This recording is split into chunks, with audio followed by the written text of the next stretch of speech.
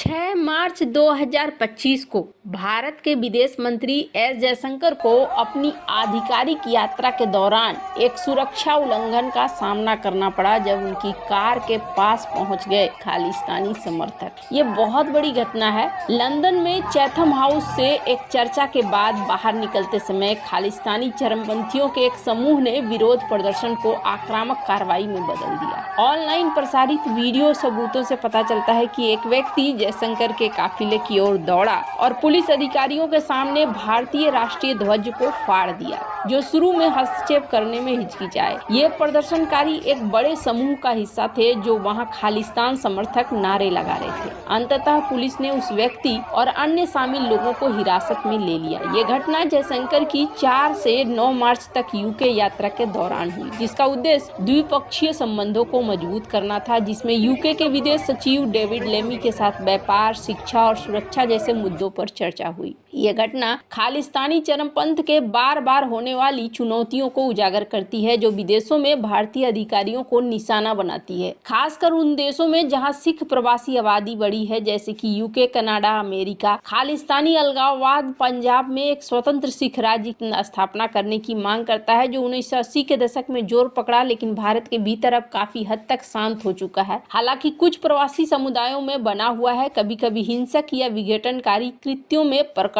होता रहता है। 2025 की लंदन घटना खालिस्तानी भावना की निरंतरता को दिखलाता है। हालांकि ये 1980 के दशक की उग्रता की तुलना में कम हिंसक रूप में है। भारतीय ध्वज को फाड़ना और जयशंकर की यात्रा में व्यवधान डालने का प्रयास उसी ऐतिहासिक पैटर्न को दोहराता है, जिसमें भारतीय सरकार के प्रतीकों और प्रतिनिधियों को निशाना बनाया जाता है। 1980 के दशक में भारतीय राजनयिक और अधिकारियों के विदेशों में, विशेष रूप से यूके और कनाडा में, इसी तरह के खतरों का सामना करना पड़ा था, जहां प्रवासी समुदायों ने उग्रवादी गतिविधियों के लिए समर्थन और सुरक्षित ठिकाने को प्रदान किए थे। उदाहरण के लिए यूके में उस समय खालिस्तान समर्थक समूहों ने विरोध प्रदर्शन किए और कभी कभी अधिकारियों या भारतीय राजनयिक मिशनों के साथ संघर्ष भी किया। 2025 में लंदन पुलिस की शुरुआती सुस्त प्रतिक्रिया में पश्चिमी सरकार द्वारा खालिस्तान चरमपंथ को संभालने की घटनाएं एकदम कम देखने को मिला। 1980 के दशक में भारत ने बार बार यूके और कनाडा जैसे देशों पर सिख अलगाववादियों के प्रति नरम रवैया अपनाने का आरोप लगाया, ये कहते हुए कि ये संदिग्धों को प्रत्यर्पित करने या व्यक्ति के स्वतंत्रता के नाम पर उग्रवादी गतिविधियों के लिए धन संग्रह को रोकने में विफल रहे।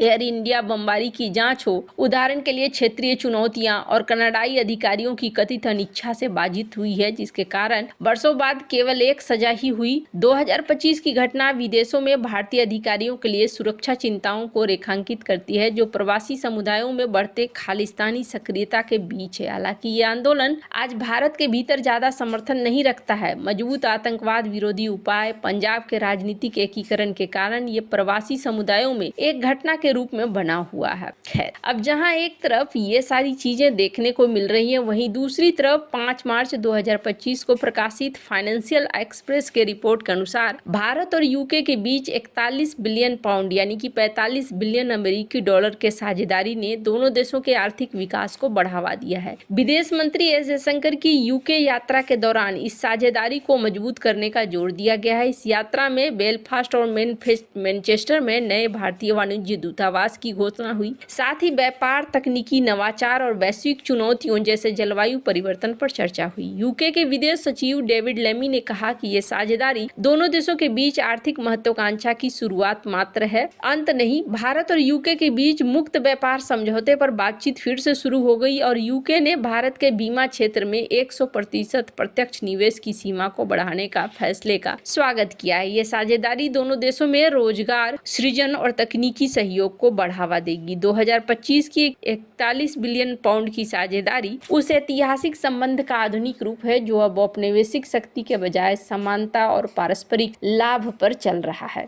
खैर, स्क्रीन पर आप देख सकते हैं इस मुद्दे को डॉक्टर एस जयशंकर ने उठाया भी, बातचीत भी हुई यहाँ पर यूके को लेकर, और साथ ही साथ भारत यहाँ पर बेलफास्ट और मैनचेस्टर में इसने 2 दूतावास भी खोले हैं। जयशंकर की जो बातचीत हो रही थी उसमें ट्रेड पैक्ट को लेकर ज्यादातर बातें हुई। यूके मिनिस्टर ने जयशंकर को हॉटस्वर जर्सी भेंट करी और ये डिप्लोमेटिक इंगेजमेंट के लिए एक बड़ी चीज है जिसे प्रदर्शित करने की कोशिश करी गई। खैर, अब यहाँ पर जो चीजें देखने को मिल रही है, कहा जा रहा है कि यूके आखिर गए क्यों थे। 6 दिनों की विजिट के लिए निकले हैं डॉक्टर एस जयशंकर, और ये यहाँ आयरलैंड में भी जाएंगे, यहाँ पर भी ये मुलाकात करेंगे। दरअसल ये सारी चीजें जो हो रही है, ये व्यापार को संतुलित करने के लिए हो रहा है, यूरोप को काउंटर करने के लिए बहुत ही ज्यादा जरूरी है। डॉक्टर एस जयशंकर ने इस बयान को भी कहा जिसमें इन्होंने कहा कि हम चाहते हैं कि मल्टीपोलर जो वर्ल्ड हो रहा है, ये वर्ल्ड ठीक है और इसमें सभी देशों को अपॉर्चुनिटी मिल रही है, सभी देश इसमें आगे बढ़ेंगे। इस तरह की चीजें हो रही हैं, इससे बेहतर और क्या हो सकता है। और जो डॉक्टर एस जयशंकर की यात्रा है, वो यात्रा डोनाल्ड ट्रंप के